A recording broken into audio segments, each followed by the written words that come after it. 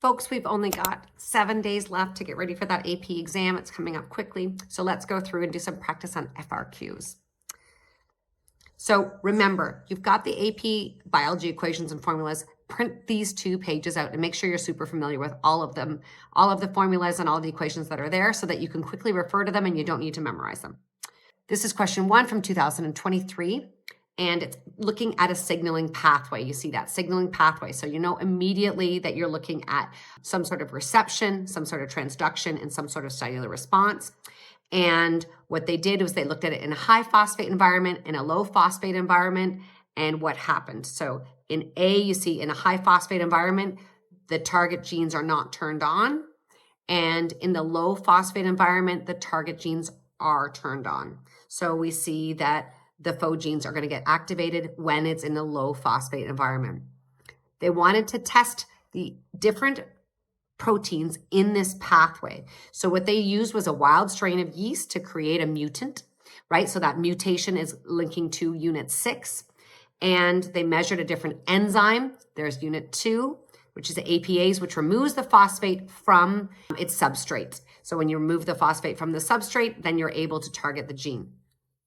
Then they measured the mRNA, okay, that's transcription and translation, and they found out what the baseline was from the wild gene, okay? Reception, transduction, response. So the ligand in this case is phosphate. So if there's a high amount of that phosphate, that's the ligand that's going to cause this signaling cascade inside the cell. So in a high phosphate environment, the Pho4 gets a phosphate attached to it, and that blocks the transduction and it blocks the transcription in order for the genes to get activated. So there's no activity in A. In B, when you've got low phosphate environment, what that's going to do is it's going to activate Pho81. That allows for the transcription of Pho84 and Pho85 to make Pho4. And that Pho4 is going to go into the DNA and it's going to turn those genes on, which is going to be that APA's gene gets turned on. Sometimes when you look at all these questions, you're like, oh my gosh, I don't even know where to start. Okay, so let's start one at a time. Let's just cover your page. Use the paper that you get extra paper on your AP exam. Cover the page and have a look. It says, so I'm going to always highlight my command terms so I know what kind of question I need to answer it like. Describe. So describe is a one-word simple explanation or a simple description of what's happening. So describe what would the effect be of a charged phosphate on a protein and why would that become inactive? Protein's shape is always connected to its structure. If you change the shape of a protein, you're going to change the function. Simply put, done. Let's check the answer. It changes the structure or shape of the protein. Done. Then don't forget the next question. We've got explain. So I'm going to give a little bit more detail. Explain how a signal can be amplified during signal transduction in a pathway. And it doesn't matter if it's this one, but how can a signal in transduction be amplified? And the amplification happens because one enzyme is able to act on multiple proteins at the same time, and then that can happen again, and that can happen again, and that's called a signaling cascade. So one enzyme is able to act on multiple proteins. That would be your answer. Let's have a look at that. Mark scheme, each enzyme in a signaling transduction pathway can act on many copies of a protein. So it amplifies it, makes it much louder. Here's an example of what that looks like. One enzyme, see that ASE is acting on many, many proteins inside of the signaling transduction pathway. Next question is B, identify a dependent variable. Dependent variable, this is something that is being measured. So the dependent variable is the thing that's changing as a result of the scientists changing. So in this case, we can see that the thing that the scientist is changing, he's changing whether or not Pho81 works, whether or not Pho4 works.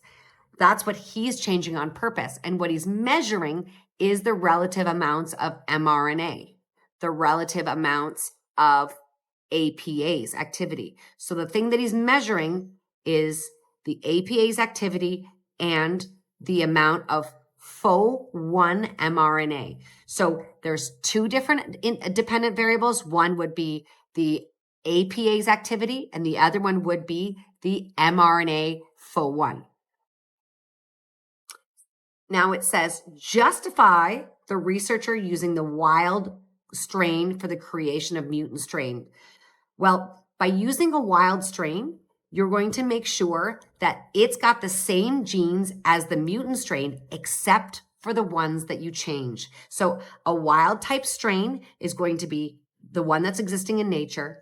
Then you're going to take that wild strain and they're going to mutate some of those. By having the same strain to start off with, then you're ensuring that the only thing that's changing is the mutations that you're inflicting. Third question, justify the researchers using mutant strains with only a single component of the pathway being mutated. So what you notice here is that there are two different, so there are Fo81, it changes, and Fo4. The question is, why are we doing those separately? We're doing those separately to find out the impact that each individual change has on the outcome. So if you change more than one thing at the same time, then the scientists cannot figure out what the cause of the change is to the dependent variable. So we have to change things one at a time. So just like we thought, APA's activity or the amount of the mRNA for Fo. That was correct as the identified dependent variable. The justification is you're ensuring that the strains are genetically identical except for the introduced mutations. So only the mutations you've introduced are going to be the ones that are in the outcome. And then finally, why would you only change one thing about the experiment at a time? And it allows for you to test each mutation separately. These are really, really clear, but it just takes time to get used to the mark scheme and make sure that those command terms are, you're answering what the command terms are to what the mark scheme should look like. C, identify the yeast strain and growth conditions that lead to the highest amount of Fo1 mRNA. So I'm going to go straight over to my Fo1 mRNAs, and I want the condition where it is the highest relative amount, and that is 10. So the highest relevant amount is 10 in the wild strain, the wild type.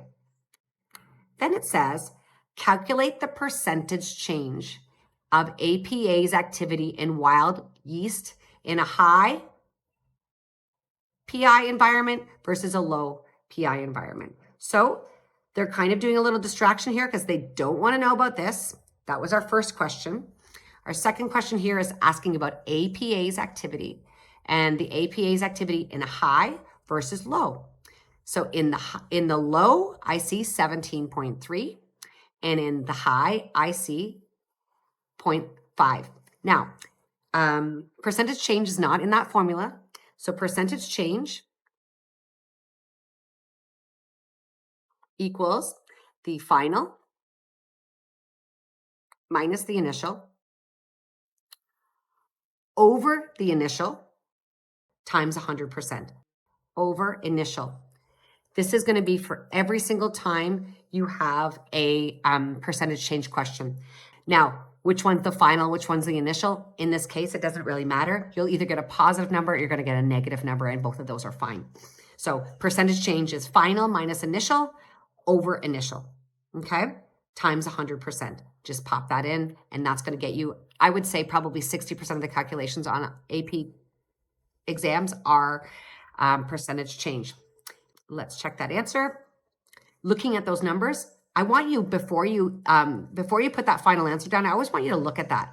When I look at that, the difference between 0.5 and 17.3 is a massive difference. So you're always thinking, okay, that's going to be a huge percentage change positive or a huge percentage less negative. Either way, it's going to be a significant number.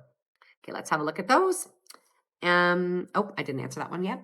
Okay, I can sneak ahead. So that is 3,360 percentage increase or 97% decrease, depending whether you put the final or the initial as high phosphate or low phosphate. So in a follow-up experiment, the researchers created a strain that resulted in a non-functional Fo85 protein. So non-functional Pho85 protein is right here. So that protein doesn't work. So what would happen in a high pH environment if this didn't work? If that didn't work, then this pathway would not happen. So if that didn't work, then this pathway wouldn't happen, which means that Pho4 would be available to go into the DNA and turn those genes on. So predict the effect of this mutation on the Pho1 expression of the mutant strain in a high PI environment. That expression would be higher, and the justification would be that the Pho4 would not get phosphorylated. The Pho4 would instead go to the target genes that would make the Pho1 expression. Let's have a look at the answer scheme to see how we did on that one. And it says the Pho1 target genes will be expressed, and a non-functional Pho85 will be unable to inhibit the Pho4. So the Pho4 would go and turn those genes, the Pho1 genes and the DNA on. Okay, folks, there's a question that took us 11 and a half minutes to go through. You have about 20 minutes for each one of those questions.